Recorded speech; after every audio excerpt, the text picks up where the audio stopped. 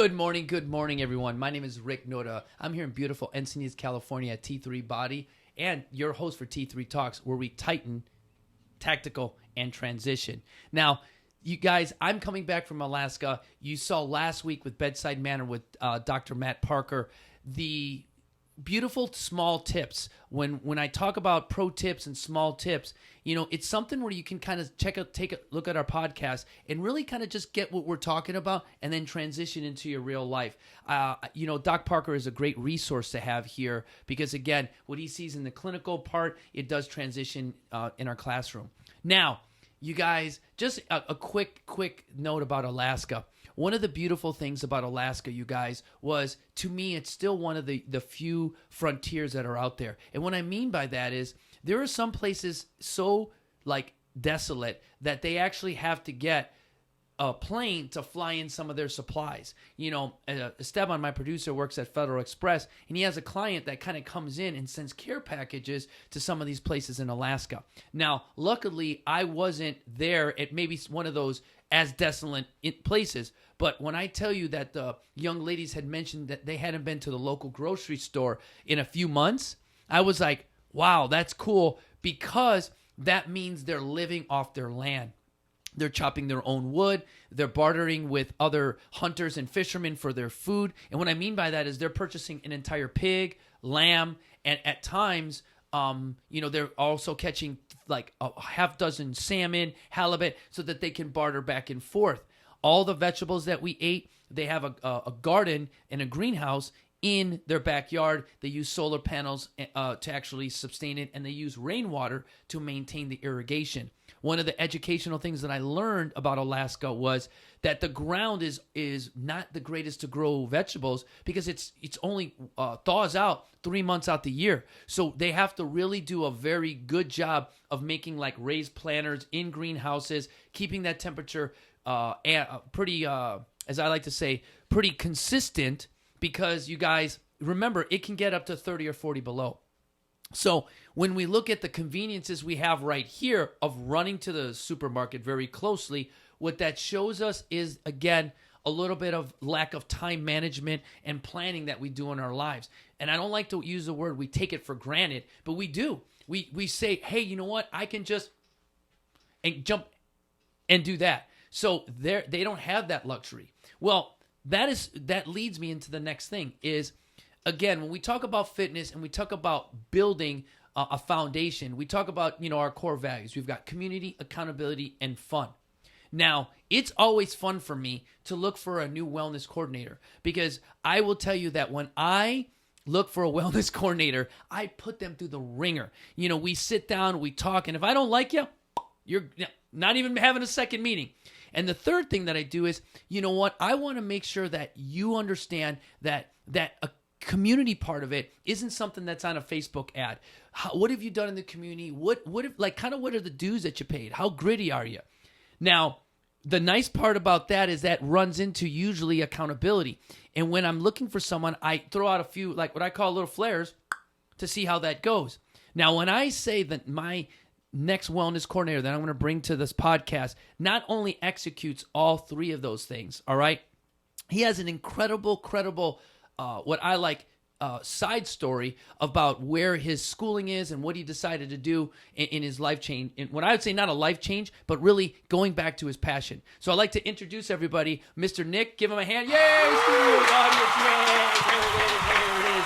All right. Now, nice thing about Nick is that he is sporting the beard that I tried. All right. I couldn't get the beard at all, you know. So, Nick, T3 Body, T3 Talks. You and I have talked a little bit. Tell everybody a little bit about yourself and a little bit about that life changer that you talked about what I kind of alluded to. Well, I am Nick, and I am actually born and raised a Texan, so that should tell you a lot right then and there. So me and Rick got along pretty well with our tactical and kind of outdoor side, so that was kind of great to kind of blend that in. But yeah, being a Texan, we hold sports very, very high. And so grew up playing sports. My dad was a high school football coach. Brother was a star athlete, so I'd always try to follow in his footsteps. He's a pretty good athlete too. He won't don't get that wrong, all right? You know, bigger star sometimes is a second. So I just started trying to weightlift just like he did, and I am getting too much weight because he got the height and I didn't, so I grew sideways. And so I noticed playing football, I was getting sluggish. Girls didn't notice. And so weight changes were definitely on my forefront. So I kind of reevaluated my food, my lifting habits, and kind of just made alterations as I needed. And started following that path for a long time. Just decided I needed to help other people do the same thing. Got a couple of certifications, trained many people, started altering how I trained them based on their feedback, growth as a person as well. Decided after having a couple of my own injuries, one being in football, dislocated my shoulder, tore my labrum, and my supraspinatus as well. Then I got into a car accident, and I had a herniated disc in my lower back, had tingling down my legs.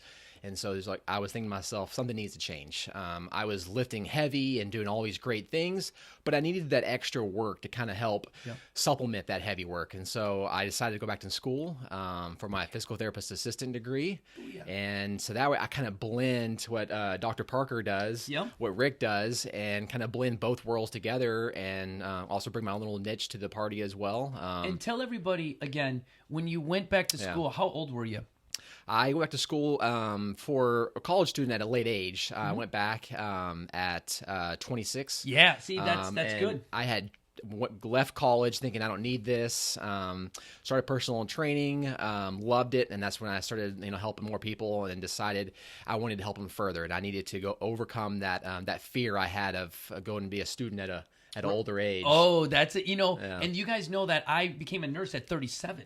So that was one of the things where you go from elite racing, you go from this. You're a guy that doesn't want to be vulnerable. You're in a classroom with younger kids, and I think that's what I said. The big news and the life-changing event is, what we talk about grit. It takes grit, and one of the things that Nick and I get around is that grit of going to school when you're 26. It's not that's not easy. So.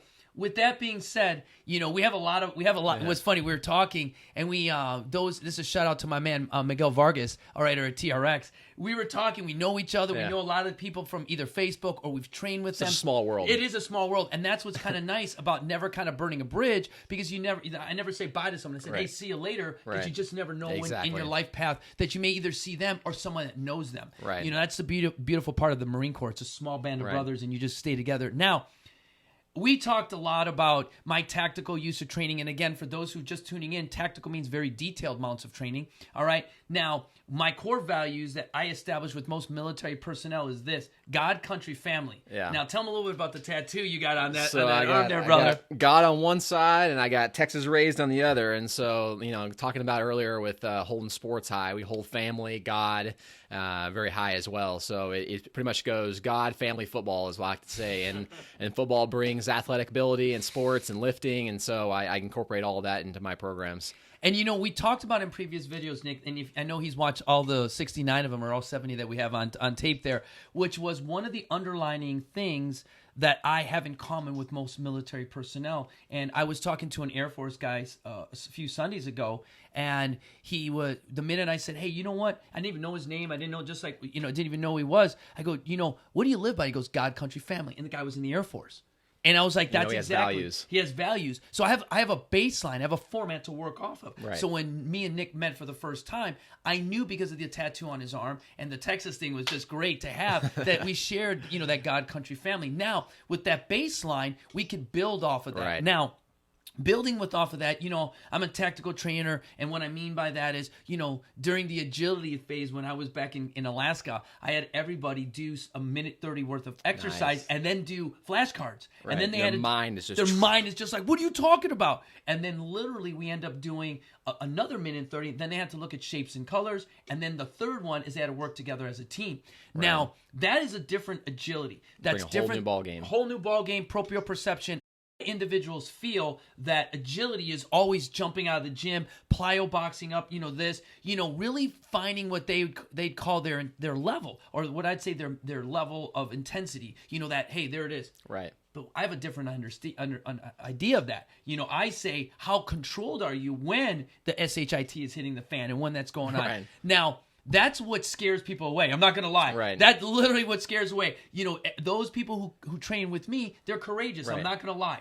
Now, tell them a little bit about what you bring to the table, different to what I do. So besides the normal high intensity, I bring that as well. I love functional training. I'm always incorporating kettlebells, barbells, TRXs, weighted bags, medicine balls. But what I also like to bring to a table too is maintaining that, but also adding in some of that corrective work as well that you may think that's not corrective work, but actually it is, and it can help bring in a whole lot of muscles. And we're not talking about your traditional TheraBand exercises where we're standing doing a external rotation. I'm talking about more functional things in a physical therapy rehab fashion, or even a prehab fashion. So you're trying to help prevent injuries. But bring all that to the table with all my other functional high intensity training for weight loss, strength gain, anything from bodybuilding, physique, classic posing as well, because I've competed in powerlifting and bodybuilding. So I can help out with 3 techniques on powerlifting. I've seen him in a bikini. That's really nice. No. He's jealous. Yes. It is. No shaving my butt, though. There it is. Let's see. All right, triathletes we did. All right, there it is. Yeah, so just bringing a well-rounded to the table with a little bit of everything, but kind of making sure that we all stay healthy in our joints as well, and refer out to Dr. Parker when needed. Yeah, and that's the nice thing is the ecosystem. And Right. we talked about that transition of the ecosystem. And you guys, when you have someone like yourself Right. that is, and this is the important part, a medical corrective model. That Right. medical corrective model allows for us to, again, use the social athlete, the novice athlete, and the amateur athlete. It gives them the quicker, gives them the performance they're looking for in a shorter period of time. That's why, you guys, I use the term here, training, not workouts. Because Right. workouts are random things that you do with no thought. Training, Versus thought process. Now Planning it now the nice thing, and we're gonna wrap this up with in a funny way, is you used a term that was very popular a few years ago, which was functional movement. Right. And I love that term, and I like when Right. we use it. Tell them a little bit about like a functional movement and how it transitions a little bit Right. into your daily life.